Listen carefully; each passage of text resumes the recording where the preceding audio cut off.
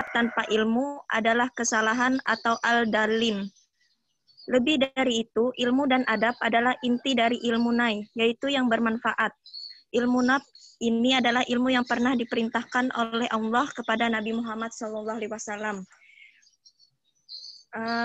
Baik, silahkan kepada Irfan Nur agar melanjutkan dari presentasi. Makna adab dalam perspektif pendidikan Islam. Kata al-atas, adab adalah suatu konsep kunci yang pada hakikatnya merupakan inti dalam proses pendidikan Islam. Adab adalah sebuah metode dalam struktur konsepnya membimbing beberapa unsur-unsur dalam diri manusia, seperti pengetahuan atau ilmu, amal, pengajaran atau taklim, dan pengasuhan yang baik atau tarbiyah. Keberadaan pembahasan adab sejalan dengan agama Islam, ia menjadi salah satu inti dari ajaran Islam. Hal ini dikarenakan dalam adab terdapat beberapa unsur penting, yaitu akidah, ibadah, adab, dan muamalah. Ini semua tidak bisa dipisah-pisahkan. Manakala salah satu dari perkara tersebut dilupakan, maka akan terjadi ketimpangan dalam perkara dunia dan akhiratnya. Baik, di sini saya akan langsung menyerahkan kepada Widi Hartanto.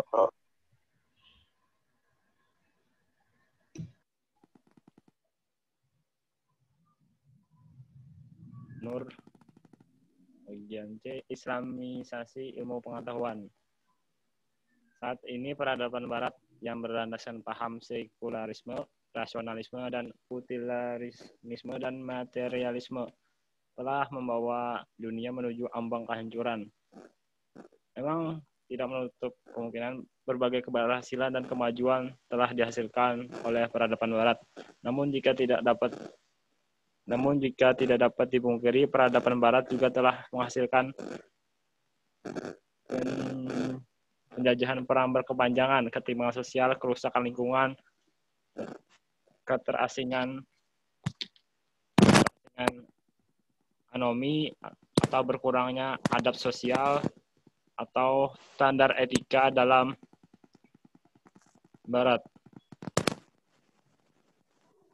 Beda secara prinsip dan diametral. Jika peradaban Barat ini adalah Islamisasi ilmu. Pengertian Islamisasi ilmu pengetahuan. Ini secara jelas diterangkan oleh al-atas, yaitu pembebasan manusia dari tradisi magis, mitologis, animistis, kultural nasional yang bertentangan dengan Islam, dan dari belenggu paham sekuler terhadap pemikiran, bahasa, juga pembebasan dari kontrol dorongan fisiknya yang cenderung sekuler dan tidak adil terhadap hakikat diri atau jiwanya. Sebab manusia dalam wujud fisiknya cenderung lupa terhadap hakikat dirinya yang sebenarnya dan berbuat tidak adil terhadapnya.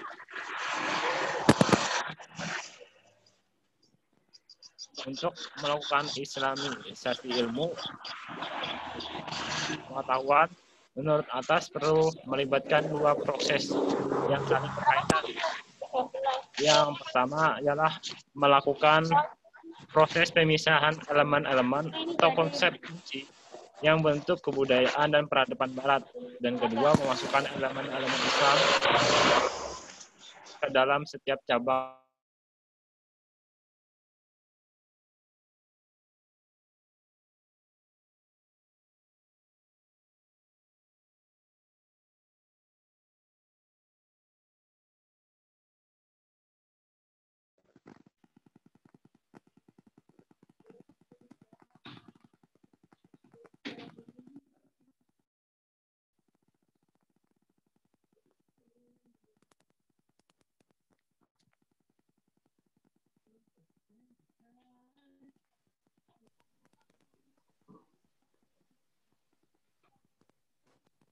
Mana suaranya, Widi? Kayaknya putus, Pak. Diam orangnya. Dia yang baca. Untuk melakukan islamisasi ilmu pengetahuan tersebut, menurut Al-Attas perlu melibatkan dua proses yang saling berhubungan. Pertama, ialah melakukan proses pemisahan elemen-elemen dan konsep-konsep kunci yang membentuk kebudayaan dan peradaban Barat, dan kedua, memasukkan elemen-elemen Islam dan konsep-konsep kunci ke dalam setiap cabang ilmu pengetahuan masa kini yang relevan. Kami sebagai pemateri akan kepada moderator dipersilahkan. Untuk teman-teman ada yang ingin dipertanyakan kah? Untuk sesi pertama kita buka untuk 3 orang penanya dulu. Dipersilahkan yang ingin bertanya.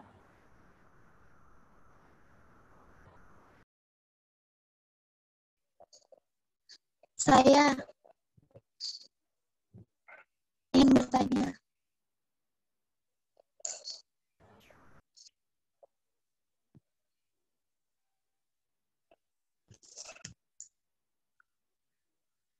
Saya ingin bertanya, di halaman 7 makalah terdapat kalimat islamisasi ilmu bisa tercapai dengan melabelisasi sains dan prinsip Islam atas ilmu sekuler. Maksud dari kalimat itu bagaimana ya? Dan minta tolong dijelaskan kembali. Terima kasih.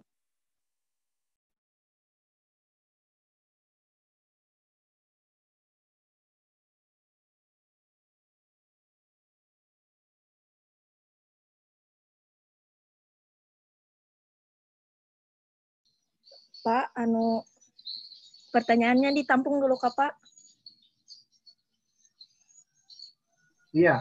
Jadi kita persilakan saja dulu kawan-kawannya untuk bertanya, ya.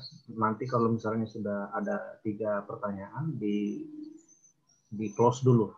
Nanti kalau memang masih ada waktu kita lanjutkan. Inggih, Pak. Silakan dilanjut. Saya Pak ingin bertanya.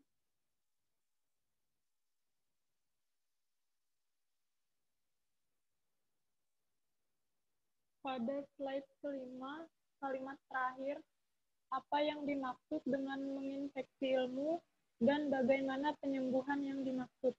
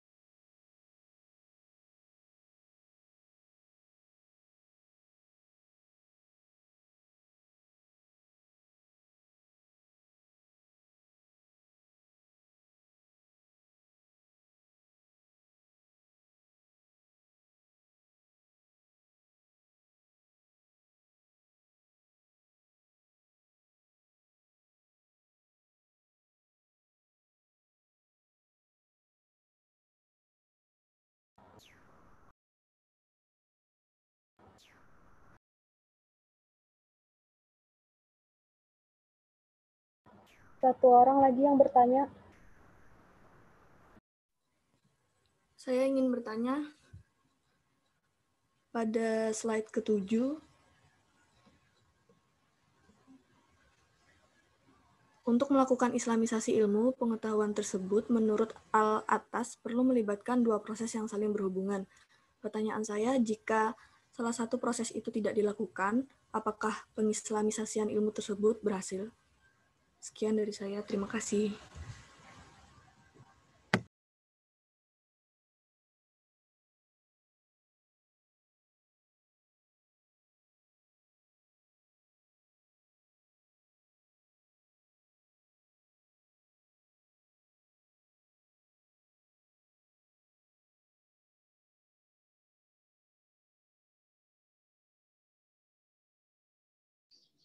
Moderator, apakah bisa dijawab?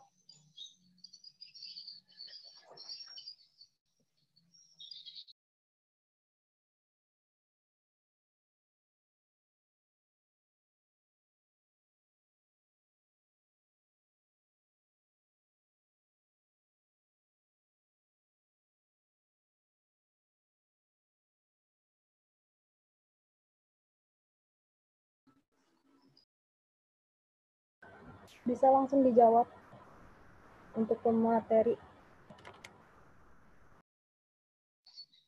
Baik, saya akan menjawab pertanyaan dari Fitriani.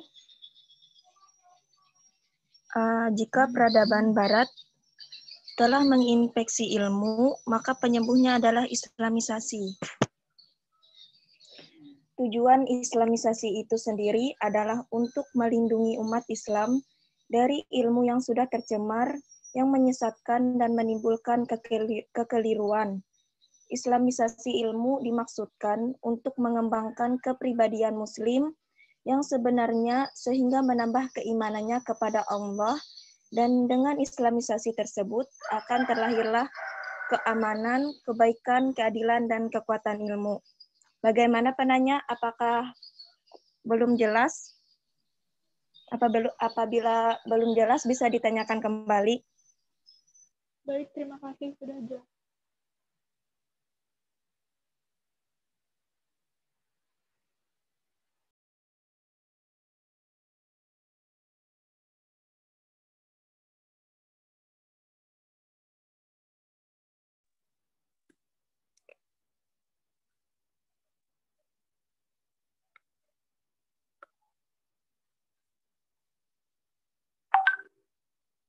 Oke, saya akan menjawab dari pertanyaan nomor 3. Apabila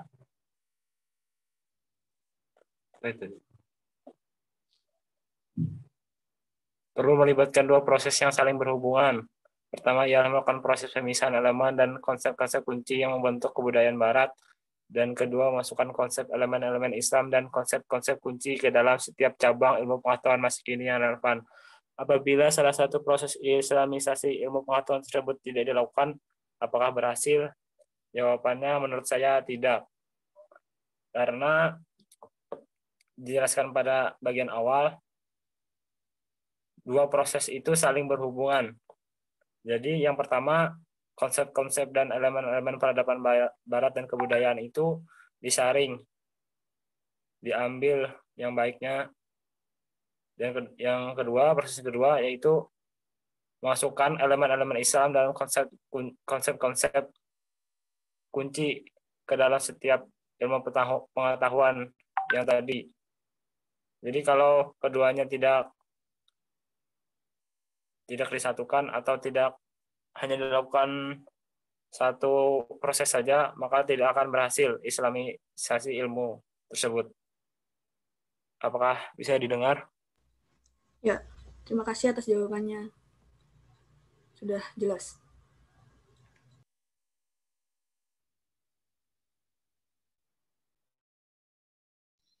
Baik, saya akan menjawab pertanyaan dari Aprilia Nur Hasanah.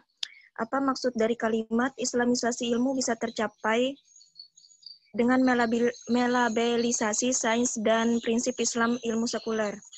Di dalam makalah dicantumkan Al-Attas menolak pandangan bahwa Islamisasi ilmu bisa tercapai dengan melabelisasi sains dan prinsip Islam atas ilmu sekuler. Menurut Al-Attas, akibat dari penerimaan ilmu sekuler adalah hilangnya adab. Hilangnya adab berimplikasi pada hilangnya sikap adil dan kebingungan intelektual. Kebingungan intelektual itu contohnya ketidakmampuan seseorang membedakan antara ilmu yang benar dan yang salah, dan keliru menempatkan ilmu serta menghilangkan otoritas. Nah, usaha yang demikian hanya akan memperburuk keadaan dan tidak ada manfaatnya selama virusnya masih berada dalam tubuh ilmu itu sendiri, sehingga ilmu yang dihasilkan pun jadi mengambang. Islam bukan dan sekuler juga dan sekuler pun juga bukan. Padahal tujuan dari Islamisasi itu sendiri adalah untuk melindungi umat Islam dari ilmu yang sudah tercemar, yang menyesatkan dan menimbulkan kekeliruan. Apakah bisa didengar? Aprilia Nur Hasanah? Bisa. Apakah sudah jelas? Jelas, cuma mau tanya lagi itu, apa namanya, melabelisasi sendiri itu artinya apa?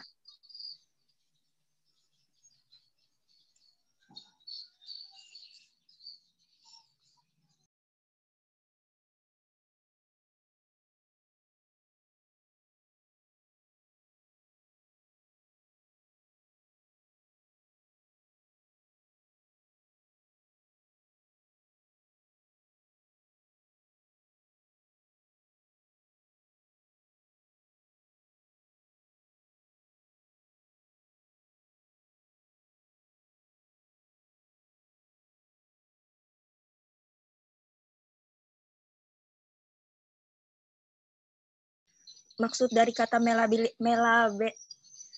melabelisasi adalah menempeli.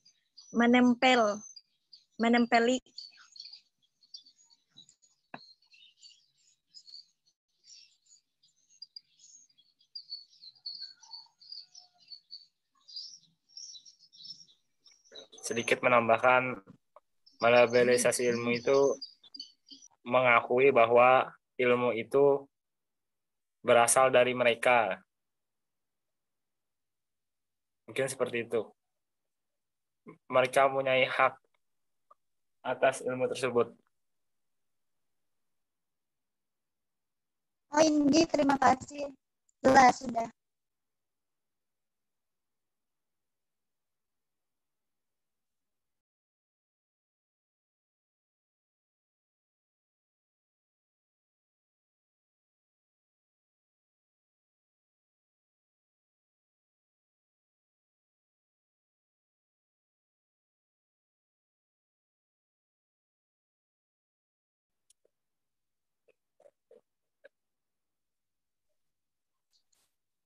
Ini sudah terjawab semua kah? Halo? Sudah. Kepada moderator dipersilahkan. Untuk sesi kedua, ada yang ingin dipertanyakan lagi kah? Untuk teman-teman, ada yang ingin ditanyakan? Saya. Silakan. Perkenalkan, nama saya Nur Sahidah. Pada makalah halaman 5, ada pernyataan ilmu adalah suatu yang bersifat empiris, rasional, dan umum, yang tersusun dan keempat-empatnya serentak. Bisa dijelaskan maksud dari pernyataan tersebut seperti apa?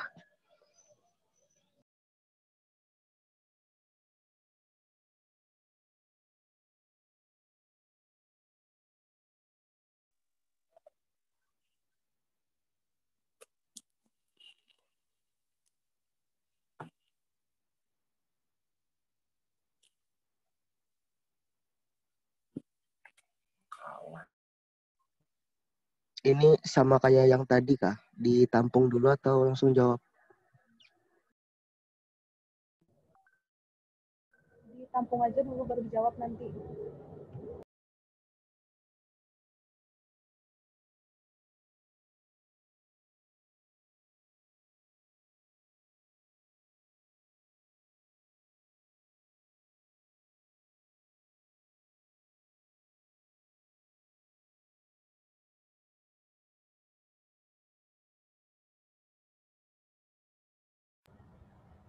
Dua orang penanya lagi, untuk teman-teman dipersilahkan.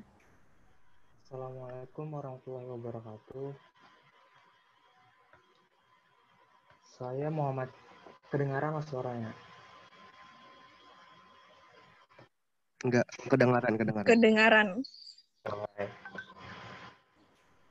Dari kelompok 8, sebutkan landasan epistemologi dan aksiologi dalam sains. Terima kasih.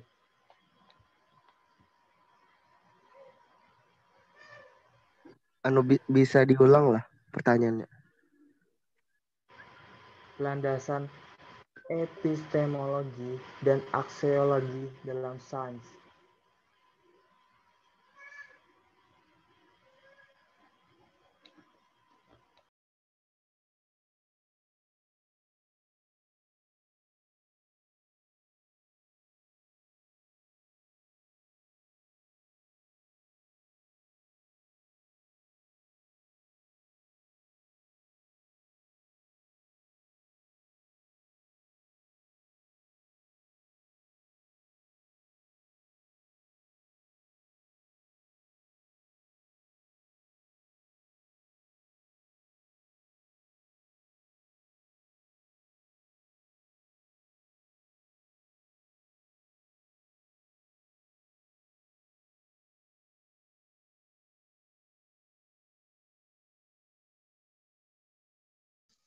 Ya, saya juga mau nanya.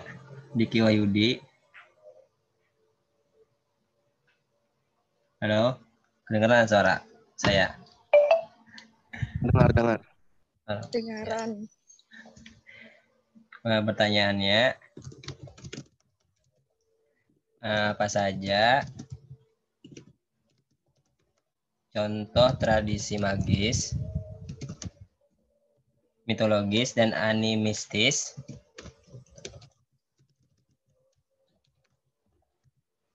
serta cara membebaskan manusia dari tradisi tersebut?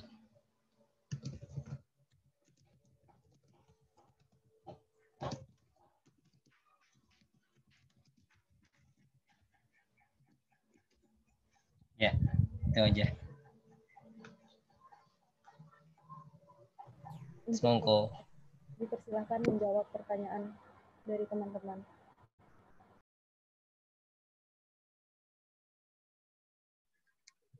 Baik, di sini saya akan menjawab pertanyaan dari Nur Sahidah. Ilmu adalah sesuatu yang bersifat empiris, rasional, dan umum yang tersusun dan keempat-empatnya serentak. Berikan contoh pernyataan tersebut. Jadi, yang bersifat rasional itu artinya hasil sains diperoleh dari proses berpikir dengan menggunakan akal. Bersifat empiris artinya sains diperoleh dari pengalaman oleh panca indera. Bersifat umum artinya hasil sains dapat dipergunakan oleh semua manusia tanpa terkecuali. Dan yang terakhir bersifat akumulatif artinya hasil sains dapat dipergunakan untuk dijadikan sebagai objek penelitian berikutnya. Terima kasih. Apakah bisa diterima? Ya, ya bisa diterima.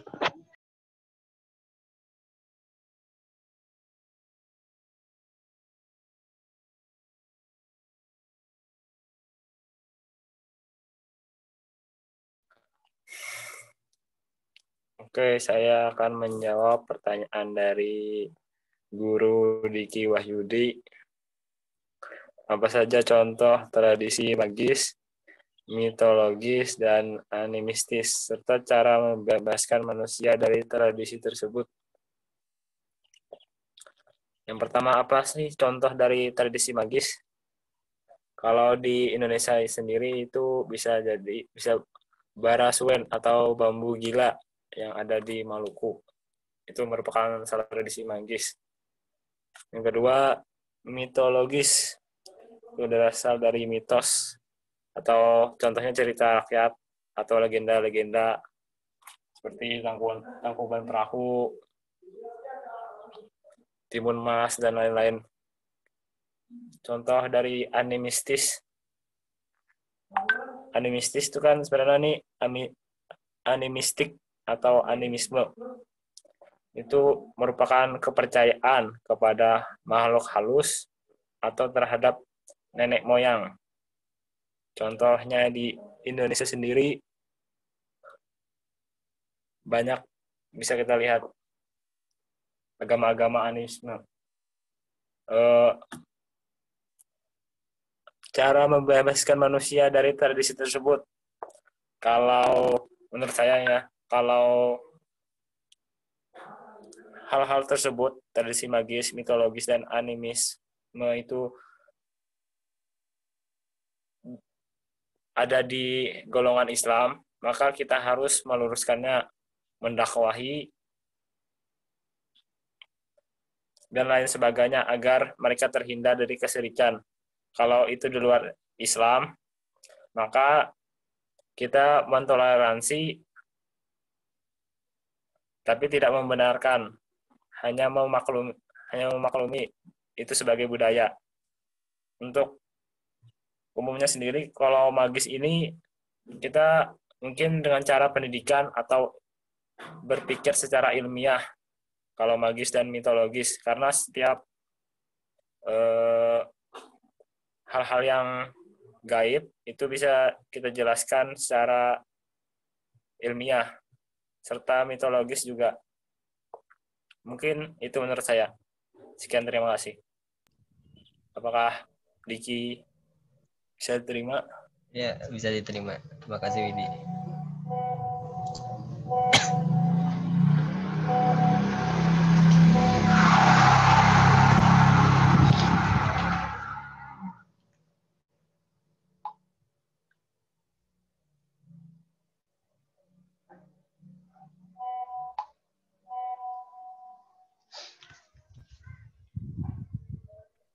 Baik, di sini saya akan menjawab pertanyaan dari Muhammad Syahril Imaluddin.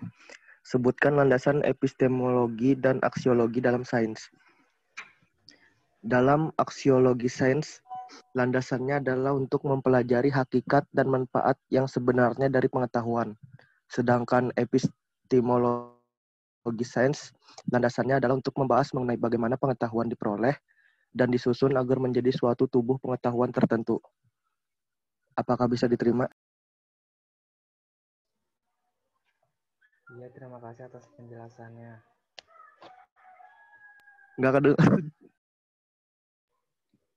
Iya, terima kasih atas penjelasannya.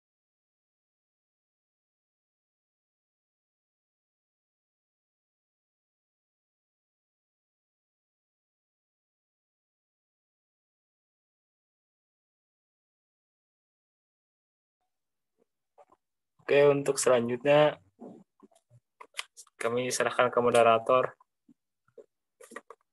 Apakah moderator ingin ada sesi tanya jawab lagi? Ya, silakan moderator. Untuk teman-teman ada yang ingin bertanya lagi kah? Waktu kita masih banyak.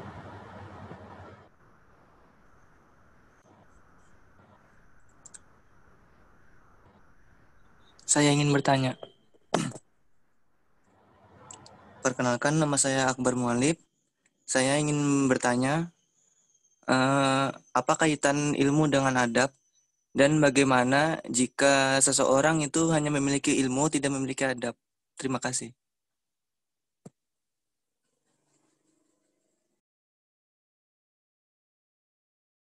Untuk pemateri bisa dijawab. Terlalu cepat tadi ngomongnya, bisa diulang lah. Ya, maaf. Bagaimana, apakah ada kaitannya, ilmu dan adab apakah berkaitan? Dan bagaimana jika seseorang tidak memiliki adab tapi memiliki ilmu? Dampaknya bagi dirinya sendiri itu bagaimana?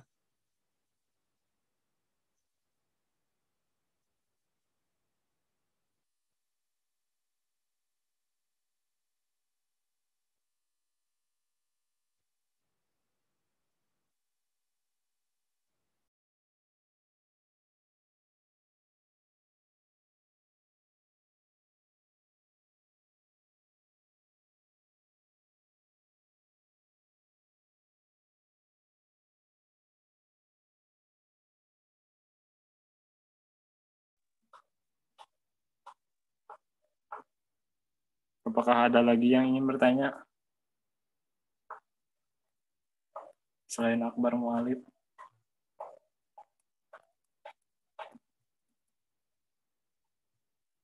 Halo. Apakah masih ada yang ingin bertanya?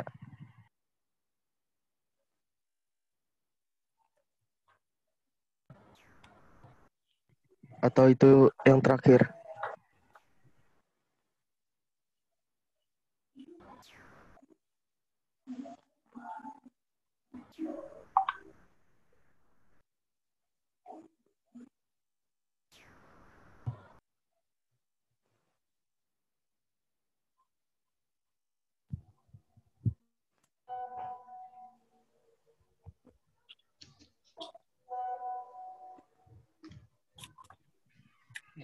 Baik, Widi bisa dijawab. Ya.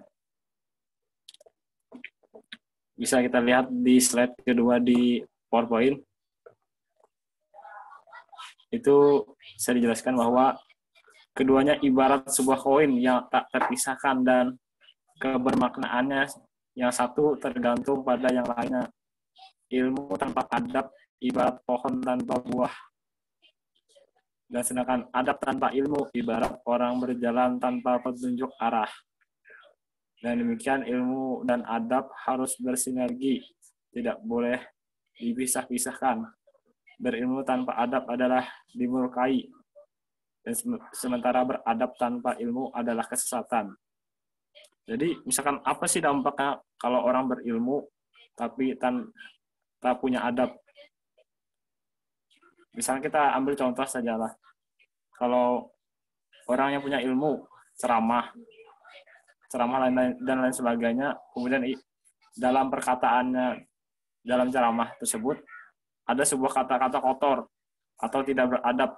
Kemudian ia terkena hukuman pencemaran nama baik atau undang-undang ITE yang mungkin bisa saja memenjarakan dirinya. Itu gara-gara dia tidak mempunyai adab dalam berilmu. Mungkin bisa kita ambil contoh demikian. Akbar Mu'alif, apakah bisa dipahami? Akbar? Iya, Akbar, bagaimana? Apakah bisa diterima? Bisa.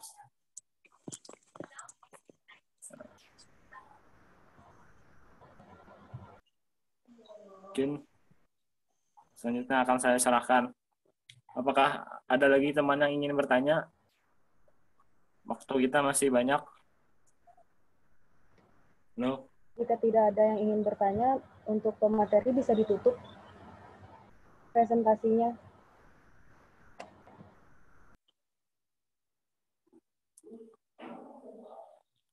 Alhamdulillah, kalau sudah tidak ada yang ingin bertanya, kami sebagai materi mohon maaf jika ada kesalahan itu datang dari kami sendiri. Jika ada kebenaran itu datang dari Allah. Karena di sini kami baru belajar. Sekian, terima kasih. Selanjutnya saya akan serahkan ke moderator. Terima kasih untuk pemakalah. Untuk Bapak, ada yang ingin ditambahkan ke Pak? Oke. Mungkin diinikan dulu lah, di close dulu lah untuk penyampaian materi dari pemakalah kita. Yuk, silakan.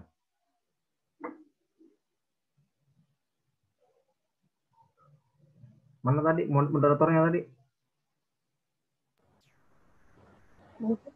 Halo, moderator. Ya, silakan ditutup dulu lah. Ditutup dulu, terus nanti setelah itu saya yang ambil alih. Mungkin sampai di sini saja presentasi dari kelompok 9. Mohon maaf jika ada kesalahan dari saya sendiri dan pemateri. Saya ucapkan terima kasih. Wassalamualaikum warahmatullahi wabarakatuh. Waalaikumsalam warahmatullahi wabarakatuh. Ya, oke. Selanjutnya saya yang ambil alih untuk diskusi kita hari ini. Saya nyatakan sudah selesai ya, karena tadi kita sudah sama-sama mendengarkan paparan dari teman-teman kelompok 9 dan dilanjutkan dengan tanya jawab. Tadi saya lihat ada sekitar 6 pertanyaan yang disampaikan oleh teman-teman kepada pemakalah. 7, Pak. Dan juga tadi alhamdulillah. Ada 7. Ya. 7 ya. Oke, sorry. Ya, tadi saya lihatnya hanya 6 yang dicatat tadi, kalau nggak salah ingat. Makanya saya sebut 6 ya. Oke, terlepas daripada itu, yang paling penting adalah bagaimana teman-teman bisa memahami materi yang disampaikan ini, karena saya katakan materi ini cukup penting ya untuk kita pahami bersama ya, karena ada 3 bahasan umum yang disinggung dalam makalah kelompok 9 ini. Yang pertama adalah tentang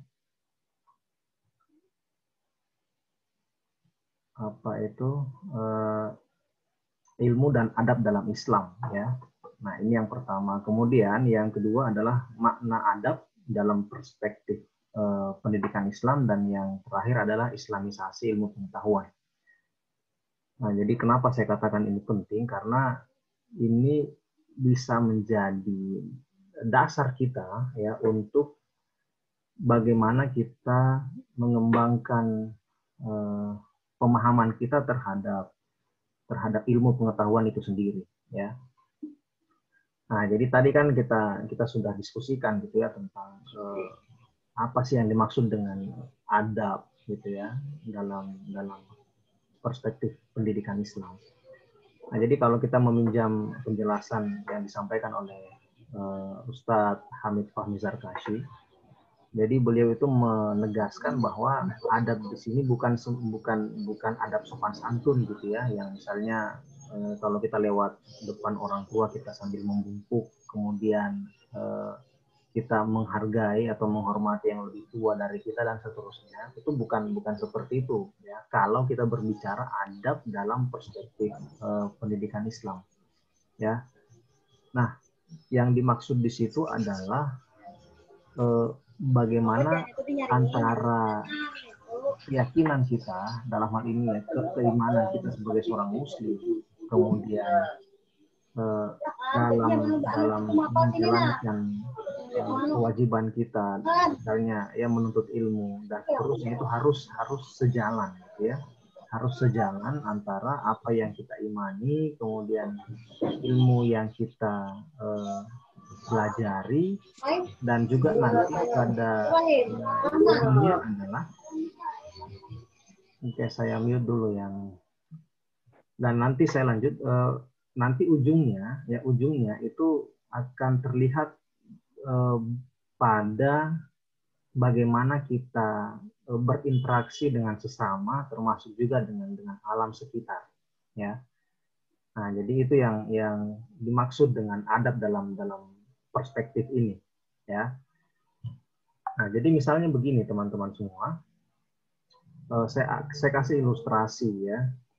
Jadi dalam Islam, ketika ada seorang muslim ya, apalagi dia termasuk intelektual ya, seperti kalian lah ya, anak-anak akuntansi syariah, di bidang ekonomi misalnya, kalau kita berbicara tentang atau melihat harta, maka itu tidak semata-mata kemudian dilihat ya sebagai cara kita untuk membuat diri ini semakin mewah penampilannya, kemudian nanti harta yang kita miliki itu akan kita gunakan untuk membeli apa saja keperluan yang kita inginkan. Nah, tapi juga pandangan kita itu harus lebih komprehensif ya, lebih menyeluruh. Jadi kita juga sampai melihat ya pada bagaimana harta itu diperoleh gitu ya. Kemudian kemana nanti itu dibelanjakan, termasuk juga kewajiban-kewajiban kita terhadap harta itu juga harus ditunaikan gitu ya. Jadi seperti itu memandangnya gitu ya, tidak semata-mata bahwa oh ini kan hasil keringat saya, maka saya punya hak penuh terhadap penggunaan harta ini, dan sama sekali tidak memikirkan bahwa di situ ada hak ya orang lain di harta yang kita miliki. Nah, jadi istilahnya pandangan kita sebagai seorang muslim itu harus komprehensif ketika melihat objek-objek yang ada di luar diri kita, ya. Nah, kaitannya dengan ilmu pengetahuan ya seperti itu ya, bahwa kita harus antara iman yang kita yakini, kemudian ilmu yang kita peroleh atau yang kita pelajari, dan bagaimana kita mengamalkan ilmu itu harus sejalan, ya. Dia tidak boleh menyimpang, ya. Maka misalnya sekali lagi kalau saya boleh memberikan contoh, kalau yang contoh yang tidak benar itu kan kita lihat lah ya, hari ini kan ada banyak kasus korupsi yang mana koruptor-koruptor yang ditangkap itu kan bukan orang-orang yang pendidikannya rendah gitu ya. Justru mereka ada yang S2, S3, bahkan ada yang guru besar, lalu kemudian dia ditahan karena terbukti melakukan tindak pidana korupsi. Nah, ini yang saya maksud ya, sebagai bentuk penyimpangan yang tidak selaras antara keimanan, ilmu yang dia pelajari dengan implementasi dia dalam kehidupan sehari-harinya, gitu ya. Jadi ini kan bisa menjadi pertanyaan kita ya, kenapa ada orang yang makin tinggi sekolahnya, tapi justru tidak mendatangkan manfaat kepada orang banyak, melainkan sebaliknya, gitu ya, memberikan kesengsaraan ya terhadap masyarakat umum. Nah, ini saya kira kan pasti akan menggelitik nalar kita ya, kenapa ada yang seperti itu. Nah, inilah kemudian ya menurut tadi diangkat di makalah itu ya, menurut Al-Attas. Nah, itu yang menjadi PR besar kita gitu ya.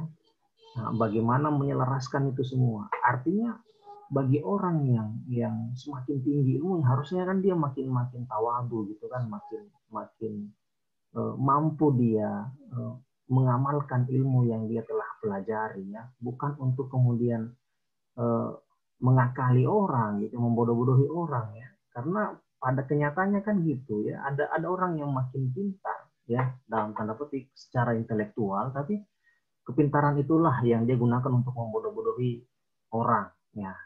Nah, jadi artinya kan dia bermasalah nih keimanannya dia gitu kan. Nah, bahwa nanti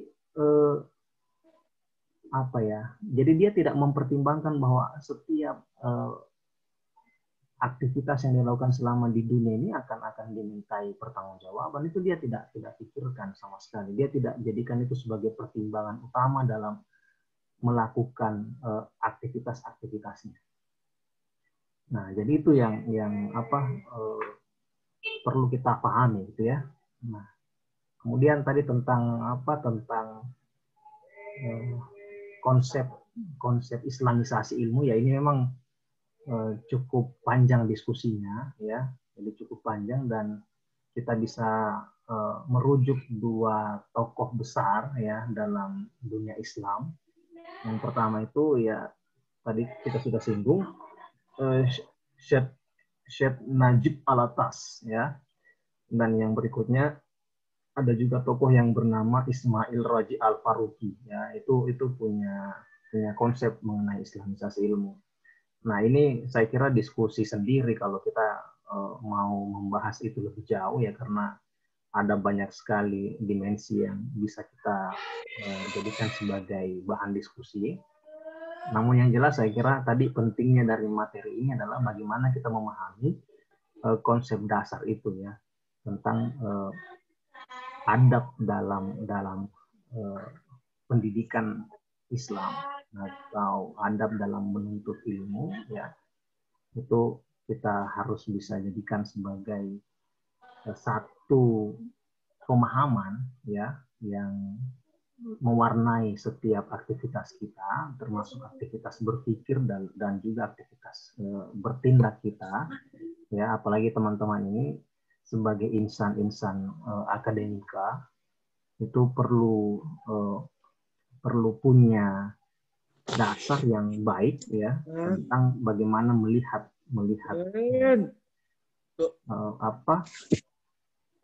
ilmu yang teman-teman pelajari, dan juga bagaimana proses dari awal itu ya, dan dikaitkan dengan kalian sebagai seorang muslim, ya tentu di situ ada keimanan yang harus kalian betul-betul yakini dan jalankan dalam kehidupan sehari-hari, dan nanti juga pada ujungnya itu bagaimana mengamalkan itu semua. Oke, baik teman-teman, saya kira itu dulu ya untuk kuliah kita hari ini ya. Dan terakhir ya, seperti biasa untuk presensi saya persilahkan kawan-kawan untuk mengisi link yang sudah kita gunakan selama ini ya.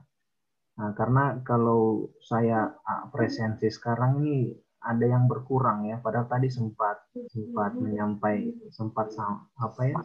jumlahnya 29 gitu ya, artinya ada 28 yang ikut. Sekarang ini sisa 25, kurang saya 1 berarti tinggal 24 ya.